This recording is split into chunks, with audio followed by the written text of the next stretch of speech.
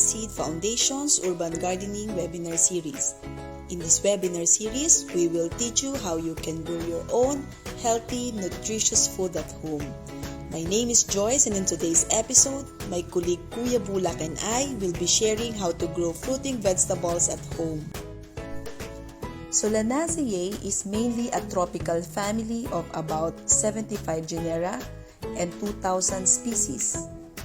The more important vegetable genera are solanum, potato and eggplant, lycopersicon, tomato, and capsicum, pepper. They are warm season perennials. Cucurbitaceae, also called cucurbits or the gourd family, are a plant family consisting of about 965 species in around 95 genera, of which the most important to humans are cucurbita, squash, pumpkin, zucchini, some gourds, lagenaria, calabash, citrulus, watermelon, cucumis, cucumber and various melon, momordica, bitter melon, and luffa, rich gourd or patola. The plants in this family are grown around the tropics and in temperate areas. They grow best in the summer when days and nights are consistently warm. One reason why it's a good idea to know the family our crop belongs to is when we practice crop rotation. Crop rotation is the practice of growing different types of crops in the same area or container sequentially.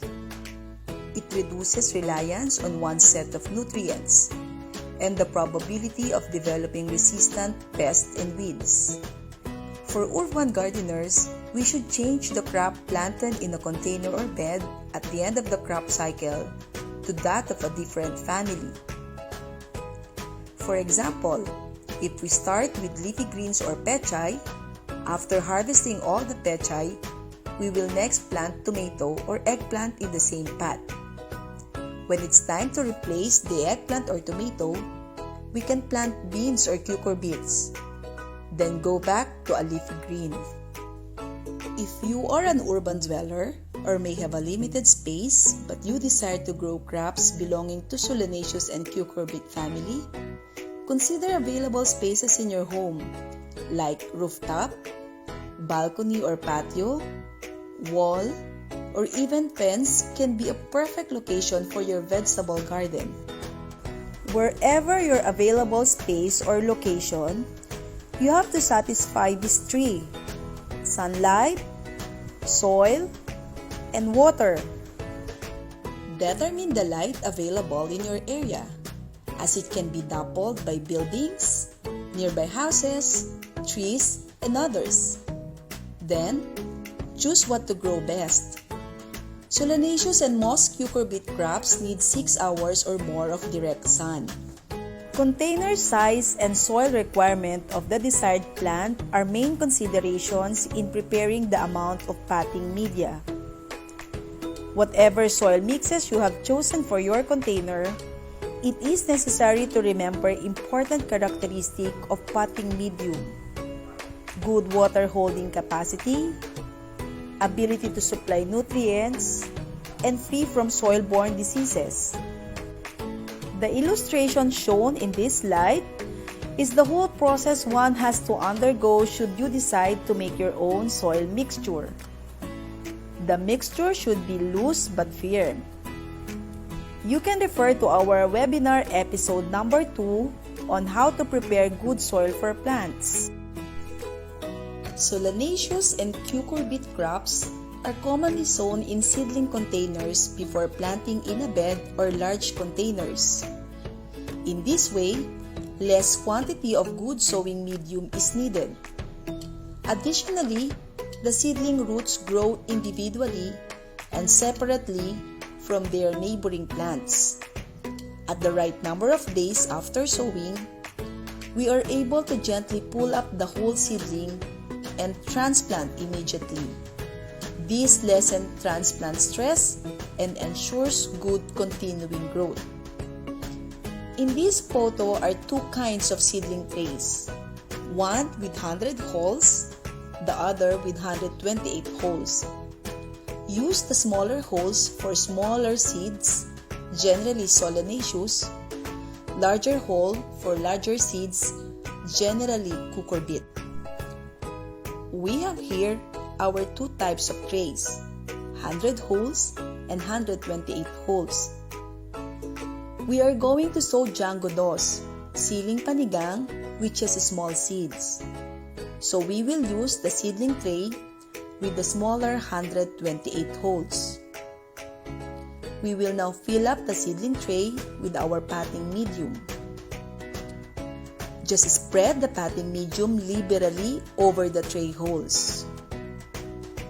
One easy way to compress the loosely spread potting medium is to place an empty seedling tray on top of the filled tray and press down.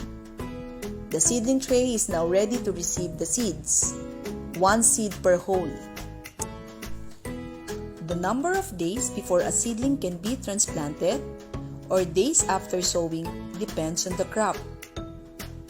Eggplant and pepper will take 25 to 30 days. Tomato will take from 18 to 25 days. Cucurbits from 8 to 12 days. We will now talk about how to care for your growing seedlings.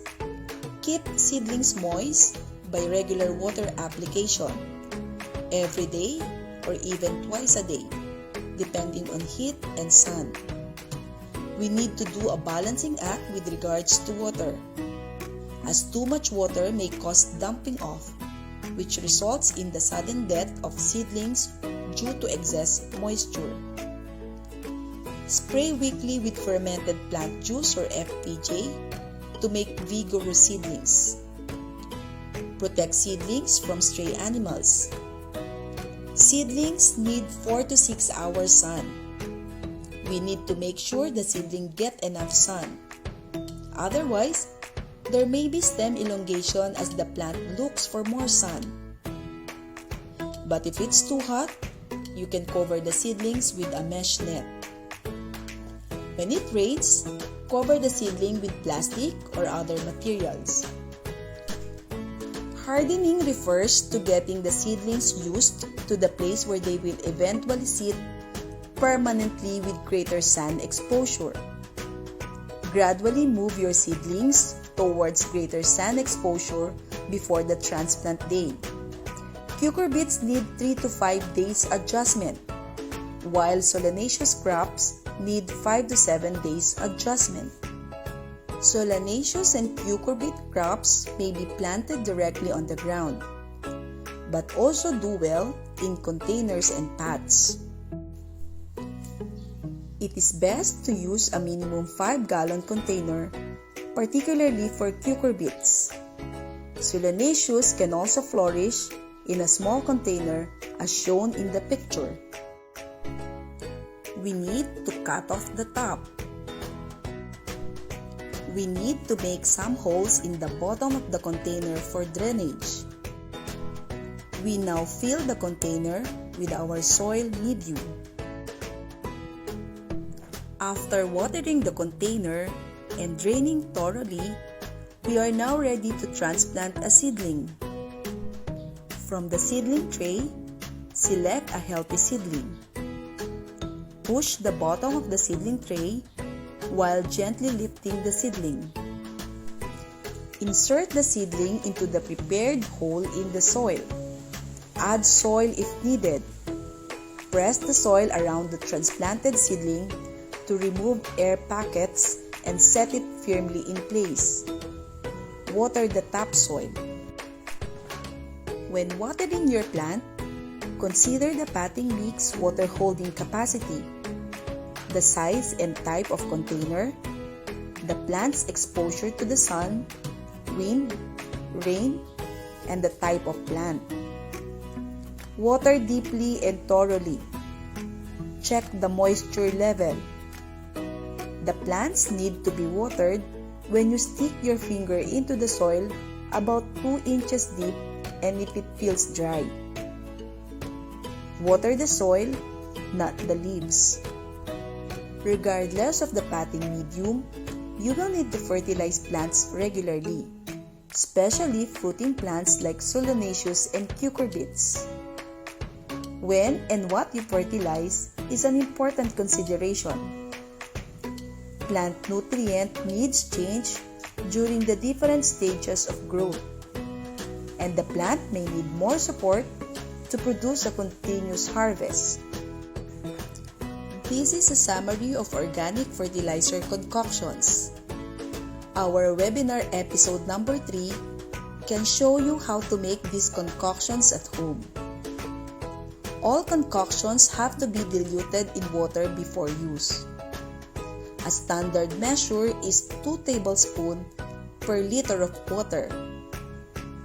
These concoctions can be used weekly during the appropriate plant stage. FPJ is sprayed or drenched weekly from seedling stage to pre-flowering stage.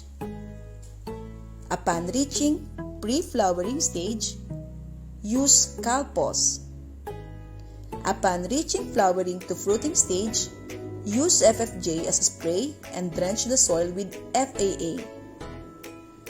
When fruits are large and mature, you may drench with Calpos once more. OHN can be sprayed after the seedling stage throughout the plant's life cycle.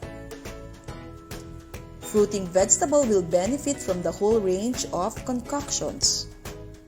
Some plants need support so they grow straight and tall while fruiting. An example is tomato. The support is called a trellis. Most cucurbits need a trellis to spread out their leaves and also to support their fruits and keep this off the ground. If a trellis is needed, this should be installed when the plants are very small or newly transplanted, to avoid root damage during installation. Tomatoes, eggplant, and peppers will be happy with a single pole trellis. We will need 1 pole about 4 feet in length, some blue string, and a cutter. Insert the pole all the way through into the pot. The blue string is carefully tied to the plant base and to the top of the pole to guide plant growth. As the plant grows, loosely tie the emerging main stem to the pole or blue string.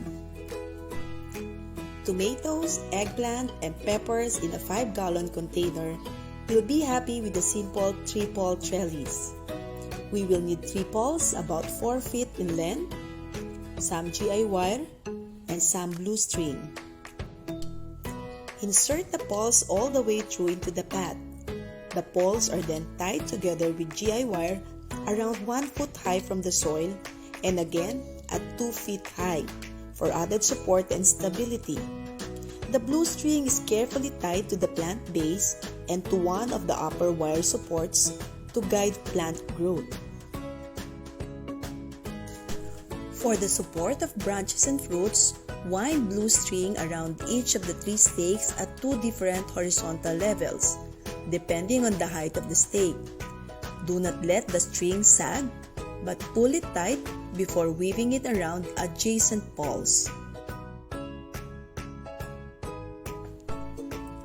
For cucurbits or creeping plants, and to support heavier fruits, we need a higher and more stable trellis. For this, we can use 4 long poles. We will also need GI wire, a saw, blue string, cutter, pliers, and measuring tape. We will need 4 poles of 6 feet in height. So we use a measuring tape and cut the poles with a saw. We now insert the 4 poles into a stable container.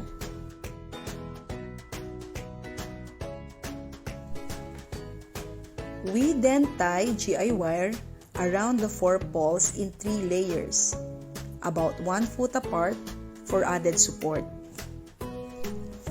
We will need some cross poles at the top to make our trellis more stable and provide more space for the plant to expand. Connect these to the vertical poles by means of GI wire. We will add blue string vertically and horizontally to give the side vines anchorage. Tie the plant at the base and attach the string to the upper poles to train the vine to grow upwards. Add blue string as a side trellis, anchoring the blue strings to the top. Twirl growing tendrils to the string and bamboo poles, or secure them with elastic ties until the plant climbs the trellis on its own. Keep the ties loose to avoid damaging the plants, and tie only woody or main stems, as foliage, fruit, and new shoots tend to break. Here are other trellising ideas you may wish to use. To get the most delicious vegetable from your home garden, you need to harvest them when they are at the peak of their flavor. For maximum flavor and best texture, vegetables belonging to solanaceous and cucurbit crops are harvested on full maturity. In the following slide, we will share maturity indices and other related information that will help you know the crops as well as the optimal time for harvesting them. Shown in the table are details for the solanaceous family: Fortuner eggplant, Diamante Max F1 tomato, Red Hot F1 hot pepper, and Sultan F1 sweet pepper. For best days, indicated is the optimal time to harvest them. That means days after transplanting. For cucurbit family, indicated in the table are information for Melody F1 Mas Melon, Pia F1 Kalabasa, and Mestiza Ampalaya. In this slide, there's a mention of bricks under Melody F1 Mas Melon. Brick scale is used to measure sugar level or the sweetness in fresh produce. Shown in the table are information for our cucurbit family: Mayumi Upo, Primera Patola, Mega C Cucumber, and Sugar Ball F1 Watermelon. Both solanaceous and cucurbit crops can be harvested on a weekly basis, some even twice a week.